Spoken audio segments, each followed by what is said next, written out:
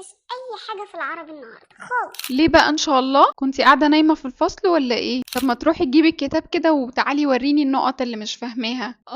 قصدك الجزء ده مش فاهماه لكن الجزء ده وده فاهماهم. بصي احنا ممكن نقسم الجزء ده على حتتين صغيرين وكل حتة نحاول نفكر لها في لعبة او قصة تفهمها لك. ايه رأيك؟ الحلقة الرابعة من حوارات المدارس. رد الفعل الأول بيحط المشكلة على الطفل نفسه، والنتيجة غالبا إن الطفل هيبدأ يفقد ثقته بنفسه وغالبا هيصدق إنه ما بيفهمش في المادة دي. أما رد الفعل التاني بيقول إن في مشكلة عادي وأنا ماما معاك واقفة في صفك علشان نحل المشكلة دي مع بعض. وكانت حركة في منتهى الذكاء إن الأم تبدأ تصحح لغة التفكير والكلام اللي بيقوله الطفل، واللي كان هنا عبارة عن لغة التعميم، إنها يعني ما كانتش فاهمة ولا كلمة في الدرس وفي الحقيقة هي كانت فاهمة أكتر من جزء. وطبعا لو الموضوع متكرر إحنا محتاجين نروح المدرسة ونشوف هل المدرس بيشرح بطريقة الطفل مش قادر يفهم من خلالها، هل محتاجين يزودوا وسائل الإيضاح، أو المدرس ده بيزعق كتير فمخ الطفل تلقائي بيرفض إنه يفهم من المدرس ده أصلا. وممكن يبقى في أسباب تانية كتير، لكن الخلاصة في الحوار ده إن أي مشكلة الطفل هيجيلي بيها بلاش أهاجمه واسقطها عليه، إحنا محتاجين نحطها في مكان